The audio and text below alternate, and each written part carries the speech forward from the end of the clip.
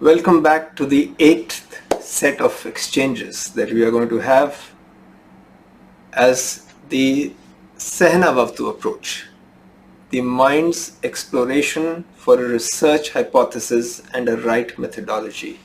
And within this 8th set of interactions, this is part 5 of our journey of the mind, the exploration of the mind, where we start with a few questions always that can there be research without search? Can there be research ethics without ethics?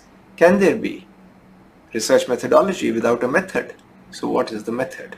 The method is always to find the root of the problem before you start, and that your literature review can continue even before you decide the research methodology in some instances. We have seen in the previous session that the mind has explored philosophy, physics, chemistry, and education in the last 4 exchanges which were on the journey of the mind through academic curriculum. The purpose was to find the root cause. Why is education and prosperity and social pain, why are they found together in one graph in the OECD report? What has made these 3 things which seemed unrelated come on the same graph? We tried to retrace the concepts of academic thought and find out why, where, when, how, and what could have led to this linkage of social pain and education. The exploration has not concluded but demands an early conclusion. For without identifying the problem correctly, finding an appropriate solution may neither be possible or advisable. The OECD report gives a time frame of 150 years for this link. Can we analyze academic concepts in these 150 years and see their impact on human actions? The emphasis on ethics in education, we find, remains alive even in today's curriculum. Has the spirit of ideas used in society been impacted? Did the lack of spirit behind the ideas of ethics, lead to the problems that we are currently facing? What should the spirit lead to? What is the evidence of well-being that validates results? The direction of thought should be examined at every step. If the answers are not conventional, it is okay, but they should solve the problem. What is the big problem that 2008 crisis created that impelled a change in the focus away from prosperity? We must understand the spirit of that threat. Was the nature of problem that was feared seen as a civilizational threat?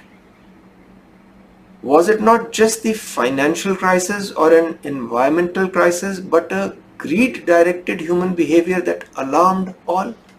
That the extent of greed could be so much and the impact of that collective greed could be so deep? What can reverse it? If we have to seek evidence of a curriculum that guides towards well-being, what should be the one criteria it should satisfy? So for that we should understand the cause of the problems. The OECD acted after 2008 recession. What caused the recession? Was it the interpretation of Adam Smith's Wealth of Nations, the famous book Wealth of Nations? And he talked of profit maximization as the goal of economic activity. Therefore, everybody believed that profit maximization in a value neutral way is the only interpretation of economics possible. And they believed this is what Adam Smith taught us, and therefore we should proceed with that. But Adam Smith also wrote the theory of moral sentiments 17 years earlier to The Wealth of Nations. Did profit maximization as a single-minded pursuit lead to ignoring the impact of such behavior on society and the environment? The 2008 recession brought the world to its knees. We have tried to identify when did the history of thought as intertwined with education change course. OECD identifies 150 years ago as the time frame. But what happened 150 years ago? What was the background of ideas that led to the problem? We have traced the history of materialism.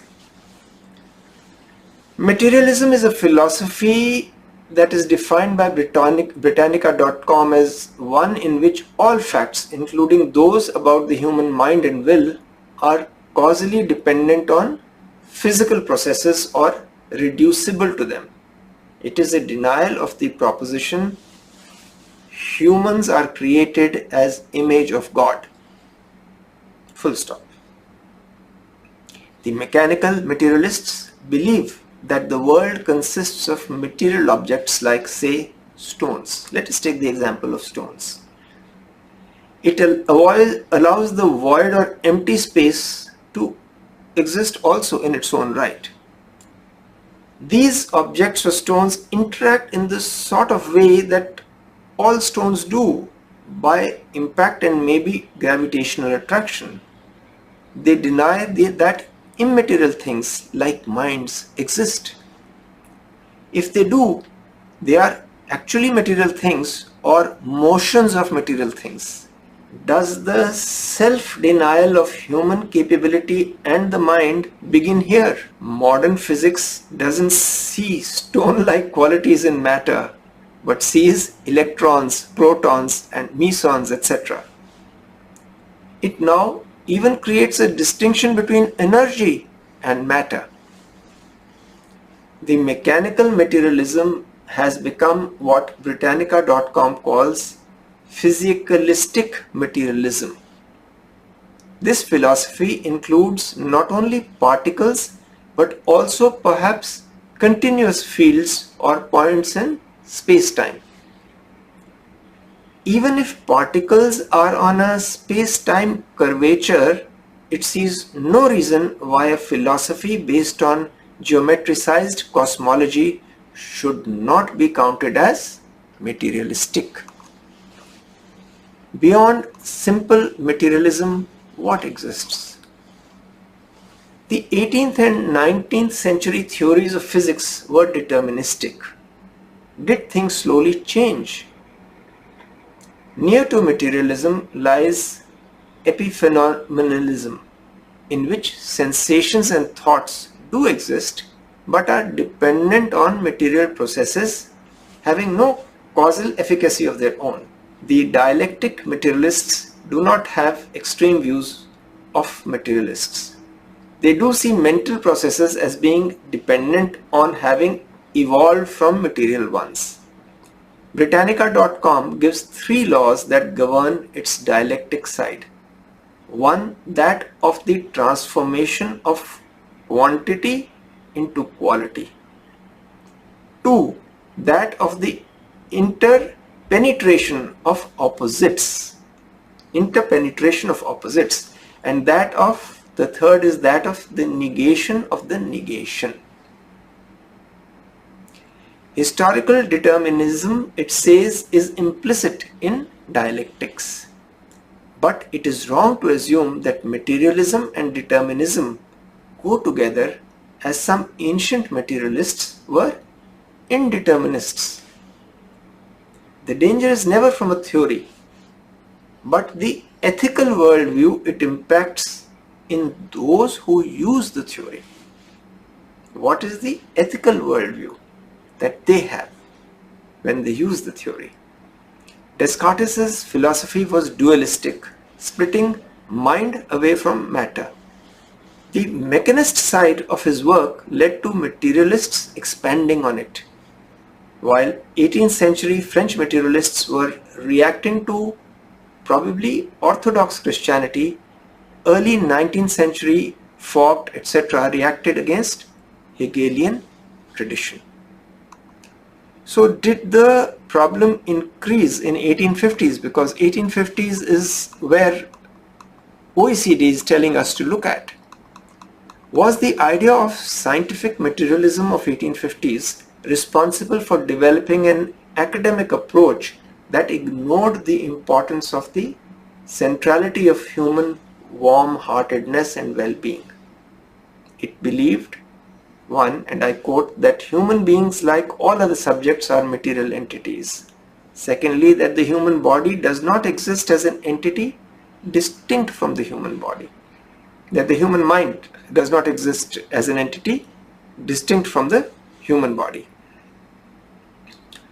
The thought originated in medicine to study the human body as an organic phenomena without reference to a life force.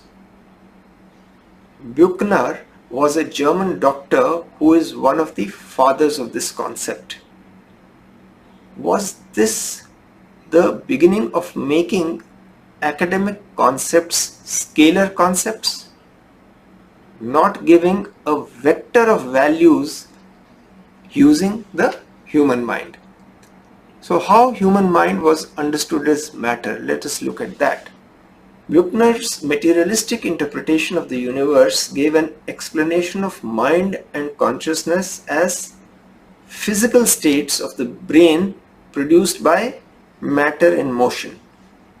He traveled all over the United States of America, advocating atheism and atomism and denial of any distinction between mind and matter. In 1857, his book Nature and Spirit was published. He defended competitive capitalism as an example of Charles Darwin's struggle for survival. Now, if you believe him, then 2008 recession was a natural struggle for survival, and therefore we should not react to it and let whatever is happening. I wonder what his reaction to COVID-19 would be. Would that also be a natural struggle for survival? Then why are governments trying to save people and protect and even find a vaccine? So let the fittest survive. Would that be his logic? We do not know. But yes, since it is medicine which is trying to find a cure for COVID-19, it is important to see that it is also from medicine that this kind of view emerged. So how did change in education ideas start? Vogt repeated French philosopher Cabanis' 1802 statement given in Relations of Physical and Moral in Man, that thought was secreted by the brain as liver secretes bile. And I quote, "For Cabanis, behavior depended upon the arrangement of natural elements. The soul was superfluous, since consciousness was merely an effect of mechanistic processes, and sensibility, the source of intelligence, was a property of the nervous system." The ideas of Vogt are not acceptable today, but they set the tone of thinking years ago. Vogt was a polygenist, rejecting Darwin's monogenist view. Gustav Jahoda's book Images of Savages, Ancient Roots of Modern Prejudice in Western Culture is quoted by Wikipedia for Vogt, and I quote, "Vogt believed that the Negro was related to the ape. He wrote, the white race was a separate species from Negroes."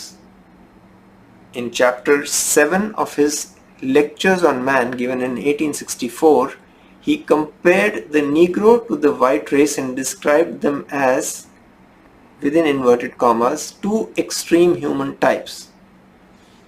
The differences between them, he claimed, are greater than those between two species of ape, and this proved that Negroes are a separate species from whites. Unquote. The city of Geneva, Switzerland, named a boulevard Karl Vogt after Vogt, and erected a memorial bust in the park of the University of Geneva. This was the deep impact that his ideas had on academics and the tone of academic thought. Another father of scientific materialism was Moleschott. He taught and practiced medicine. Moleschott explained the origin and condition of animals by working on physical causes. He taught that there is no thought without phosphorus, in inverted commas, and also taught the principle that the brain secretes thought as the liver secretes bile. And where did he teach? All over Europe, Zurich, Turin, and Rome. This is how ideas spread. We saw that somebody is spreading it in USA, and this is how the ideas are spreading in Europe. In 18th century, scientists believed that there was a vital principle that made compounds organic. Inorganic compounds did not have this vital principle. Aristotle used this word to refer to breathing, life, soul. Only if you are living, you had a soul and were organic. Louis Pasteur's fermentation was his proof, Louis Pasteur's proof of this vitalism. He rejected that it happened due to chemical agents, etc. And he said this proves that there is vitalism. Then urea, an organic compound, was made using inorganic compounds. This was the death of vitalism, because it proved that, which was proving that only living things do not produce chemicals of life. So urea was the death knell of the vitalism principle. So how has a focus on ethics survived in education despite these influences? Just as light gets its meaning from the absence of darkness, where does material get its meaning from? Is it from the absence of the mind? Hence, does the materialist philosophy not imply the existence of a mind that is propounding it? But is the mind itself part of matter, or is it capable of ethics?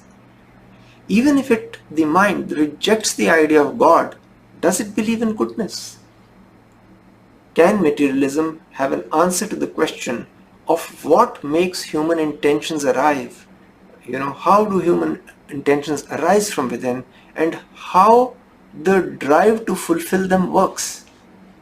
Britannica.com states, and I quote, "Some philosophers, such as the British philosopher J.R. Lucas, tried to produce positive arguments against a mechanistic theory of mind by employing certain discoveries in mathematical logic, especially Kurt Gödel's first incompleteness theorem, which implies that no axiomatic theory could possibly capture all arithmetical truths." Unquote. Can we look at the work of authors Whitehead and Russell, who created and who searched for such a theory in the first instance? The desire to describe a set of axioms and inference rules in symbolic logic from which all mathematical truths could in principle be proven motivated Whitehead and Russell. Did Whitehead believe in scientific materialism? He left teaching mathematics in UK to join Harvard to teach philosophy. There in 1925, his lectures were printed as a book, Science and the Modern World. he criticized scientific materialism. He left teaching mathematics in UK to write this book, to criticize scientific materialism. In 1926, his book Religion in the Making was published. Britannica.com summarizes its contents as, and I quote, "Whitehead interpreted religion as reaching its deepest level in humanity's solitude, that is, as an attitude of the individual toward the universe rather than as a social phenomena," unquote. He never believed in any dogmatic assurance. His later work alluded to beauty, truth, what is called Satyam, Shivam, Sundaram. We believe in that in ancient tradition. His work alluded to beauty, truth, art, adventure, and peace. And peace is going to be a third shared value that we will talk about later, after truth, righteous conduct. And he talked of peace, and I quote, "primarily a trust in the efficacy of beauty," unquote. That was his idea of peace. His work loved to explore the application of an idea and to show how intuitions that were traditionally opposed could supplement each other. He left a deep impression on Harvard and USA. Bertrand Russell, Whitehead's co-author, was an agnostic. We deeply respect his work. Terry Pinkard and other scholars, however, blame him for the wrong understanding of Hegel in academia. They feel his understanding of mathematics, of Hegel especially, was inaccurate. Russell also opposed dogmatism. This is very scientific. His opposition to religion and communism was because he felt both are dogmatic and therefore both are worthy of rejection. Can science, philosophy, mathematics just oppose dogma? What about belief on way to live life? Non-dogmatic guides may easily break social norms and set bad examples. With sense perception and hedonism gaining ground, was Russell an out-and-out hedonist? Hedonist is one who's seeking sensuous gratification all the time. The Stanford Encyclopedia of Philosophy concludes, and I quote, "However pleasurable the life of a pig may be, Russell would not have preferred the life of a pig to that of a human being," unquote. Russell strongly believed in goodness. Goodness and morality thus guided education ideas. But how were they used and applied? Was its understanding clear to even the teachers?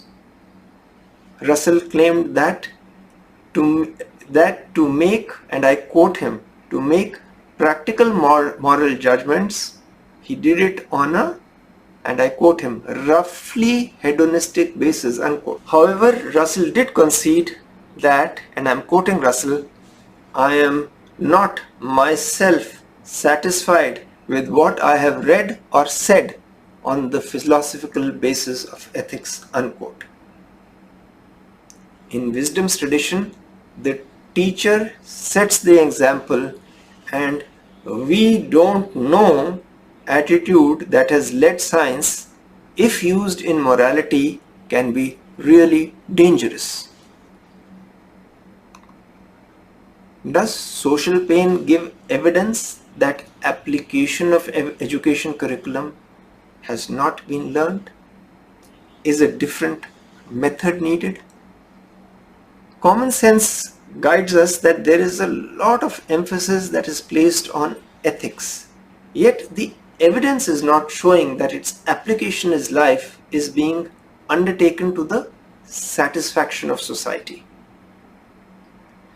The time has probably come to ask some hard questions and seek new answers. What could these questions be? We have traveled a journey of the mind in philosophy, mathematics, physics, chemistry, etc. Evidently, this journey has not been satisfactory for society? How has this journey impacted curriculum design? How will we conclude this part of the journey before proceeding further? Humans, as they say, are being in the process of becoming. So what are humans becoming? What is education becoming?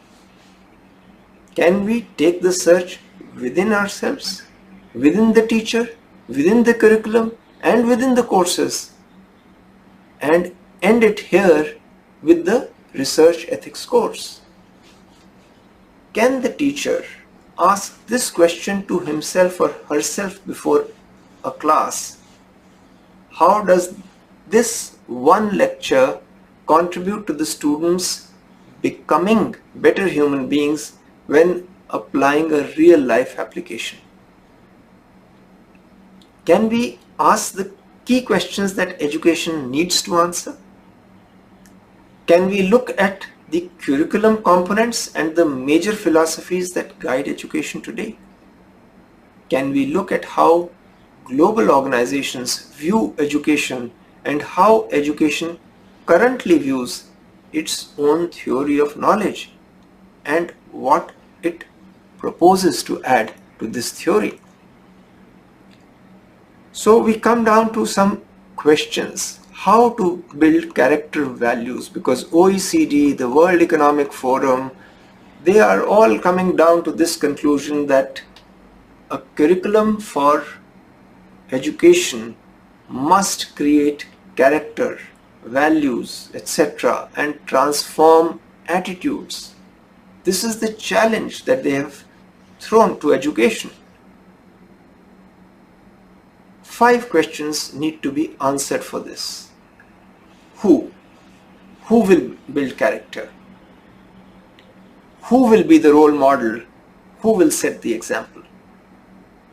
The second is, what builds it? What will build character?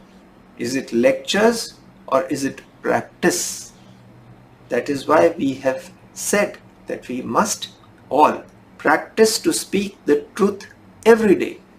Because if we practice to speak the truth, we will see the truth, we will search for the truth, and automatically over time our conduct will become righteous conduct. When our conduct becomes righteous conduct, it is aligned to our inner nature and to the inner nature of the universe. Therefore, there will be no misalignment between them. When there is no misalignment, there will be inner peace, which is the third human value. And when there is inner peace, there is a natural love, which Jesus talks of, which all religions talk of. So, what will build character? Will it be lectures or will it be practice? So, what is it that explores the inner world? The exploration of the inner world starts with the search for truth. When you seek the search for the truth, you speak the truth. And when you search for the truth in the outside world, that is science. And when you speak it, it is inner science. So when inner science and outer science become one, peace, inner peace results. And all that we talked of as a crisis in human thought, that children at a young age are facing psychological problems, all that is because there is a disconnect between the inner and the outer world. And there is a disconnect within the inner world itself. The next question is, where will these values, where will character, values and transformation of attitudes, where will they happen? Will they happen in the classroom? Will they happen on the infield, on the playfield? Will they happen at home? Will they happen in group assignments, or in the way the curriculum exposes the students to themselves and to society? You expose yourself to yourself by speaking the truth, by searching for the truth. Then how will character be built? What is the methodology? What is the technology? What is the sensitivity to the unique capabilities each student has, and how to set examples for the child to learn from. Finally, when will character be built? What are the stages, and which stage starts when? So let us look at curriculum components. Popularly, there are 4 curriculum components thought of currently. The first is curriculum aims, goals, objectives. The second is curriculum content or subject matter. The third is the curriculum experience. And the fourth is curriculum evaluation. Should the goals and objectives of curriculum be vector driven towards ethics, or should they be scalar, that is value neutral? Okay, we are telling you this, now do as you want, apply it as you want, that's scalar. We are teaching you a technique, we are teaching you, say, derivatives, financial derivatives. How you use it is your problem. We are just telling you this is a knife. Whether you use it to kill somebody or you use it for surgery is your problem. What is the approach? Vector or scalar? Is it ethics driven or is it value neutral? Should the curriculum experience lead to students experiencing that their true nature is to seek excellence filled with goodness, or are we allowing a mindless competitiveness to be the final experience of education? Can we evaluate education itself using this experience criteria? What values do students have after they are educated? What are the resultant actions in society? Is society in a natural state of balance?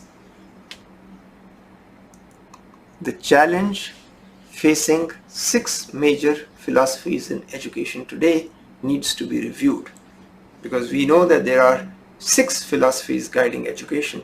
So let's look at them and see what is the challenge facing these philosophies, because we decided in the earlier 2 sets of interactions that philosophy should guide, and if philosophy guides, that should be the answer. Therefore, we have been exploring philosophies. So let's look at the 6 major philosophies in education. Is OECD's conclusion of state of society after 1850s a reflection that scientific materialism is not working? If the curriculum is value neutral, can any philosophy work? The 6 philosophies of education are essentialism, progressivism, perennialism, existentialism, social reconstructionism, and behaviorism. Behaviorism is the idea that all behaviors are acquired through conditioning. We have the question, what have we conditioned our generation of thinkers to think? So this is the question about behaviorism. Let us go to essentialism. Plato's idealism held that all things have such an essence, an idea or form. This is the basis of the philosophy.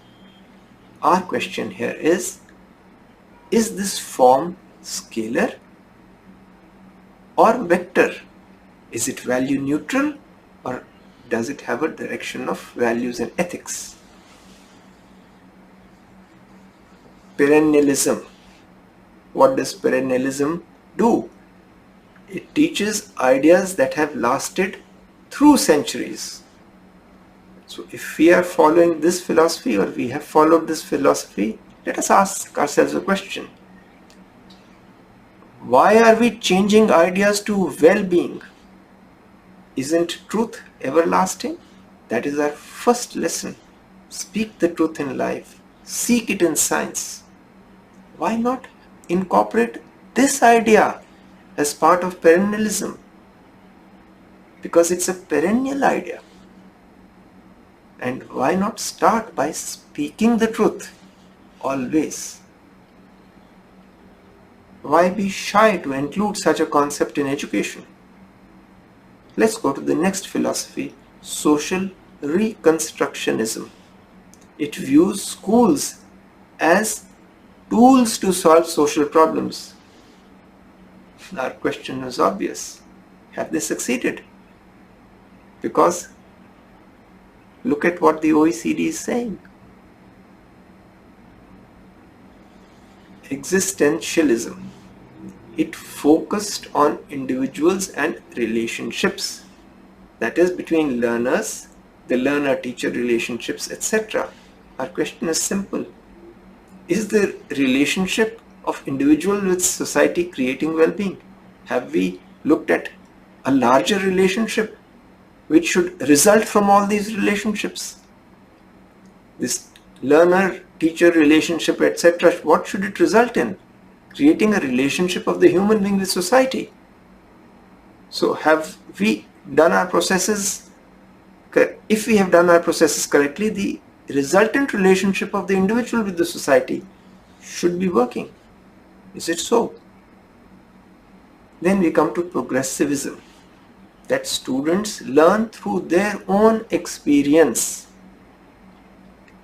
It teaches students to be good citizens as well as good learners, focusing on the whole child.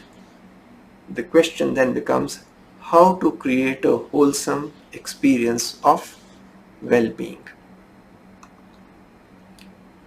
Will developing personal skills help us ask and answer the why questions of life and the why questions that exist in the world?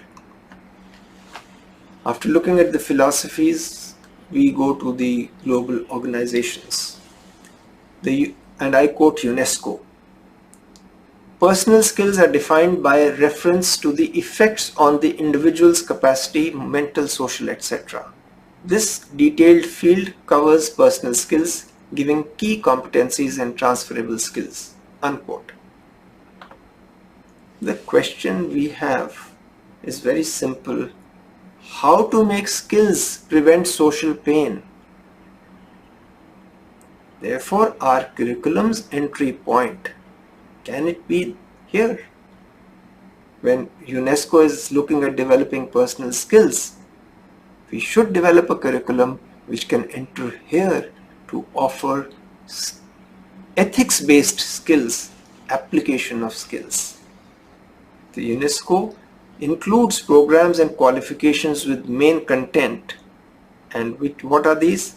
Argumentation and presentation, assertiveness training, communication skills, cooperation, development of behavioral capacities, development of mental skills, job seeking programs, parenting courses, public speaking, self-esteem skills, social competence, time management. Do we see an opportunity for our research ethics course here? We will find many opportunities. So, is the focus on creating skills to restrict social pain now evident to us? After looking at curriculum, design and looking at UNESCO, let us come back to our own IB theory. Let's look at the IB theory and its most famous component, its theory of knowledge. Let's examine that. What is the main way of knowing in IB's theory of knowledge? The IB curriculum rests mainly on its theory of knowledge and has many wonderful ideas. It changes the focus from what to think to how to think. However, some precaution may also be needed to avoid pitfalls. The how to think ideas could not prevent social pain. What could be the reason? When you are teaching how to think, such a wonderful, broad, impressive sounding question, then why has social pain arisen? What could be the reason? So let us look at the theory of knowledge and its 8 ways of knowing. What is the first way of knowing it has? Sense perception. Here we want to ask a question. Beyond sense perception, does consciousness exist? Sense perception about pleasing and not so pleasing things may vary according to even the mood of the person. Is the mind the victim of the senses, or is it the master of the senses? So what are you doing with the mind? Should the mind control the senses or not? That is the first question. So just leaving sense perception as the only goal is like going back and denying the work of, say, Hegel, Kant and earlier such philosophers. Then let's look at its second way of knowing, reason, emotion. What happens to reason and emotion when anger, greed, etc. overpower the mind? Have we looked at that aspect? Have we looked at a curriculum for that aspect? Then we go to the next point of way of knowing. It is faith. If we have faith in an ever-changing mind and greed-driven behavior, what will happen? So what is the nature of faith that is to be created? If the nature of the faith is resting on an ever-changing mind and on greed-driven behavior, we will have a 2008 crisis. Then the ways of knowing in the IB curriculum also rest on imagination, intuition, memory. What will we imagine from a greed-driven attitude? It also rests on another way of knowing, which is language. So will our language be used to use argument and logic even when we know it is against the spirit with which work should be done, just because the letter of the law is being met? What have we seen in a crisis? That the letter of the law has been met yet the spirit of the law has been violated. So language is the tool which is misused. With what respect to teach numbers which are manipulated? With what respect to teach words which are manipulated to violate the spirit? So what is the spirit in which the language itself has to be used is a question. Should it not be addressed by education? Should we not know this way of knowing? Should the way of knowing should not include the way to exhibit the spirit of using a language? The theory of knowledge has points that are not explored enough, even though they are listed in theory. The use of theories, conjectures presently used may all be wonderful.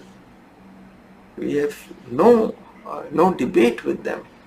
However, often they are treated as value neutral and scalar. Wisdom adds the direction of ethics, making them vectors.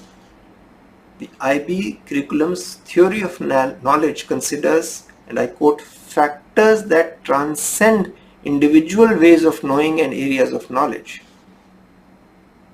This list has many areas for further exploration.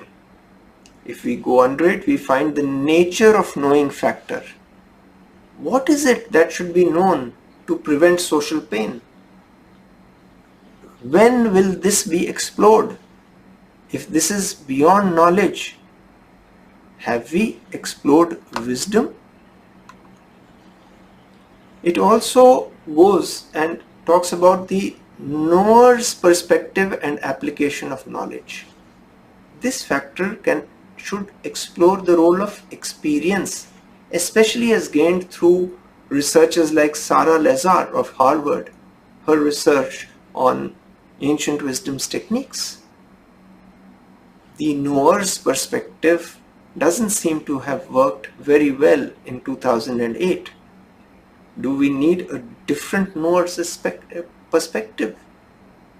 Violations of the spirit of regulations are done only by highly educated people because they have learnt only to follow the letter of the law and not its spirit. Is this why they have learnt? Is this what they have learnt about the application of knowledge? What should be the knower's perspective? Should it not value the spirit of what can protect society? Then we have another factor called the justification of knowledge claims factor. It has not explored self-awareness enough.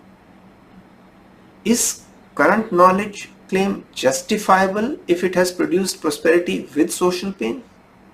Hard questions need to be asked for an introspection or inner search to start globally. In all these factors, ancient wisdom of India can add value.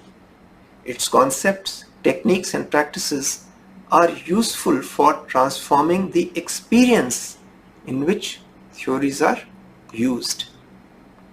Why, despite 8 ways of knowing, education today is in disrepute that you are changing the focus? There are 8 ways of knowing. Do we need a 9th way now? Why do these 8 lead to misguided actions that bring disrepute to education itself? Is it because insights which ancient wisdom seeks to impart by preparing students are not included as part of the education process?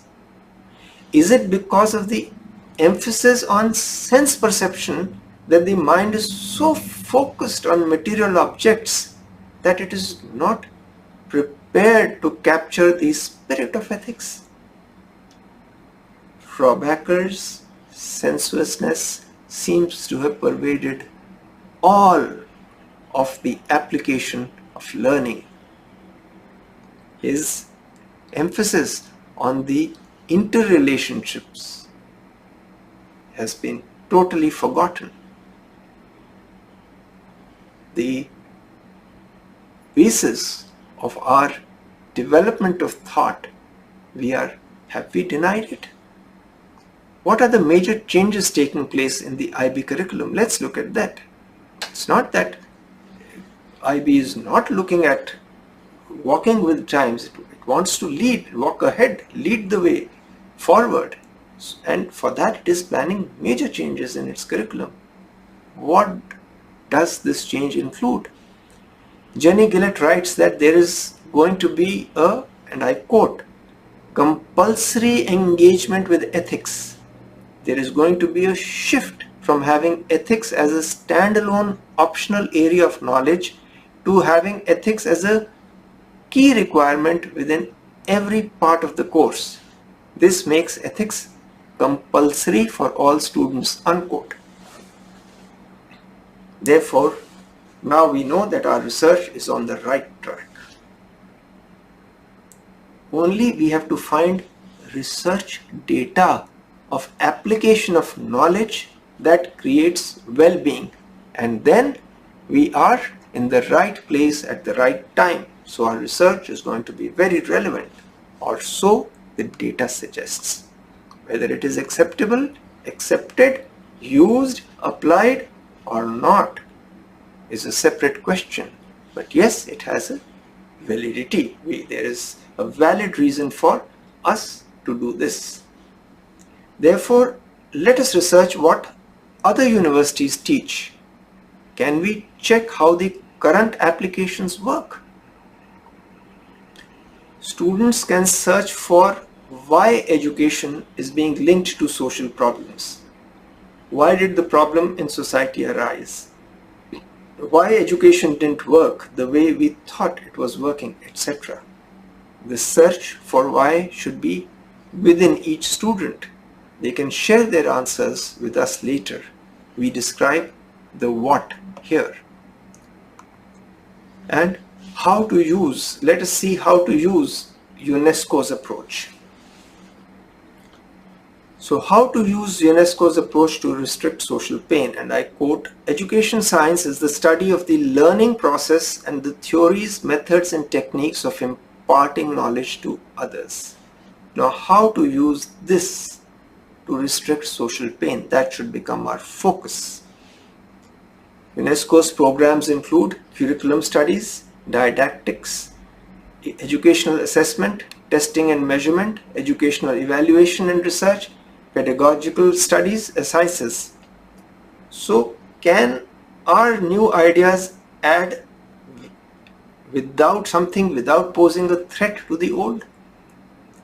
So where is the scope of adding ideas here to prevent social pain?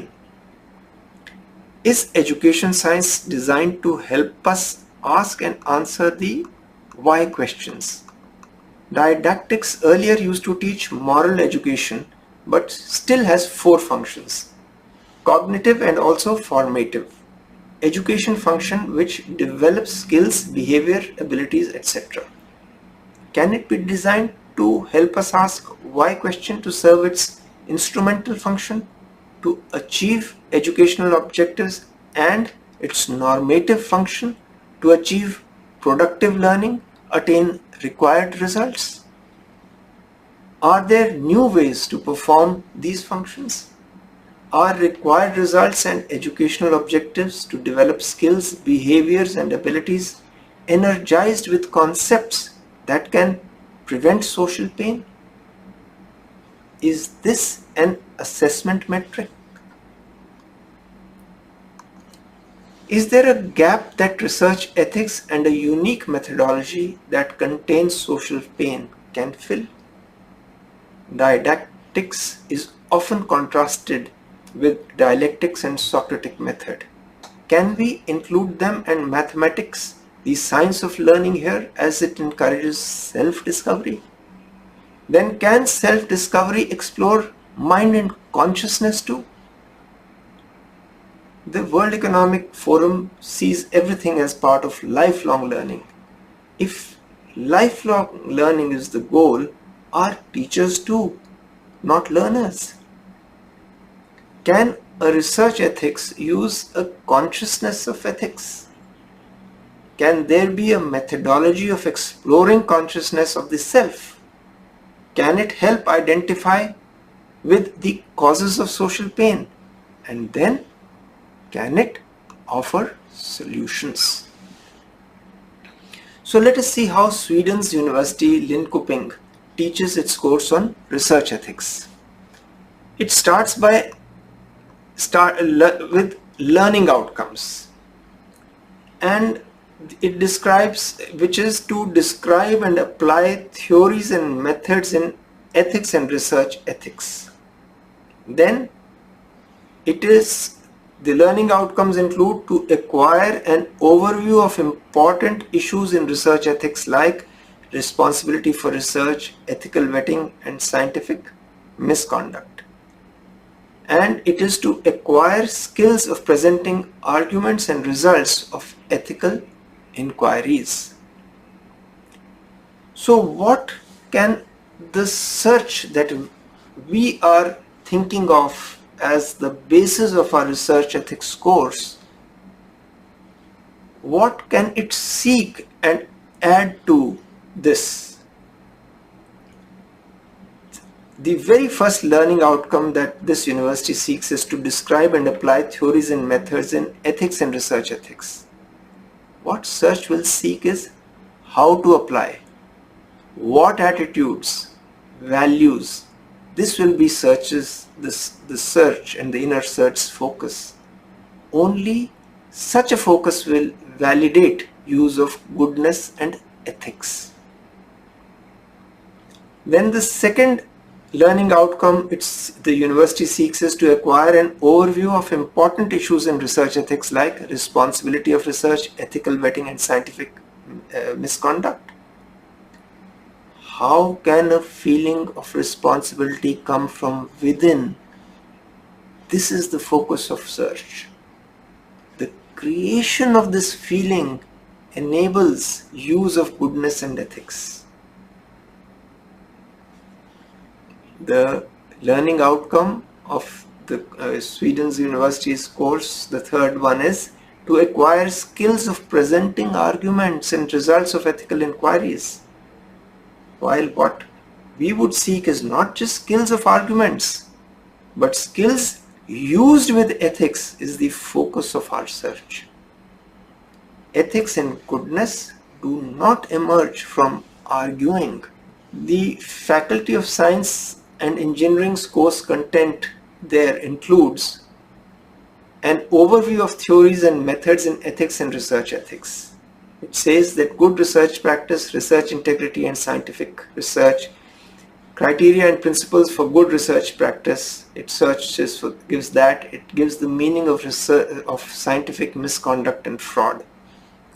It also discusses in the overview of theories the responsibilities for the results of research and consequences of research. And the overview of theories and methods and in ethics and research ethics also includes ethical vetting of research, different kinds of vetting of research, procedures and ethical principles of guiding research.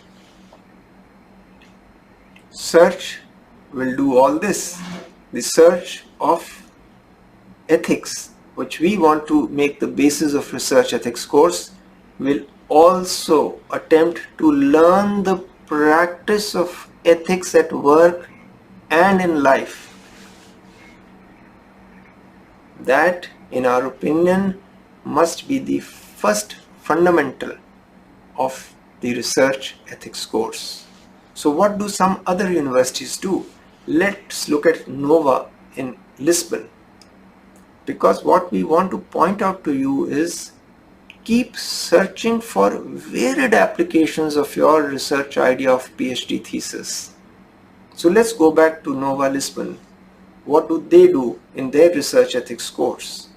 And they have a course titled Fundamentals of Ethics and Bioethics, which looks into the history of research ethics and does paradigm research ethics cases.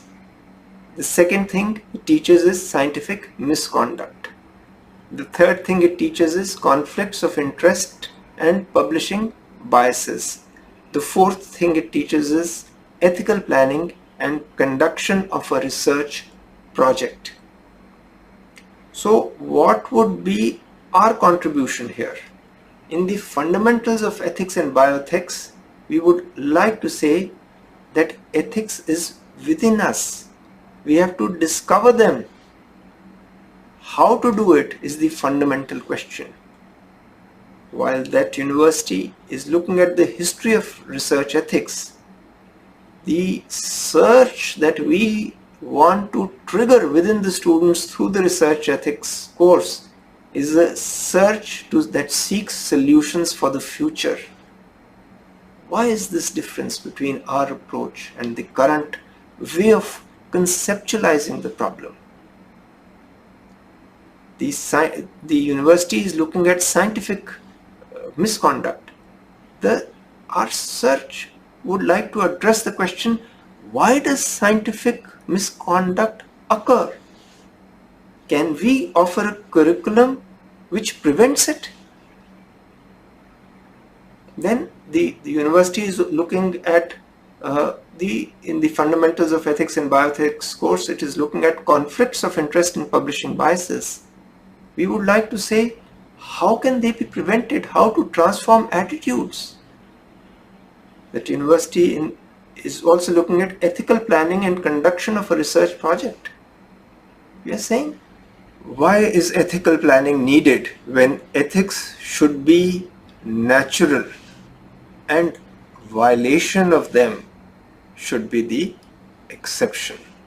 That is our focus of a research ethics course. Keeping all this in mind, what should we do?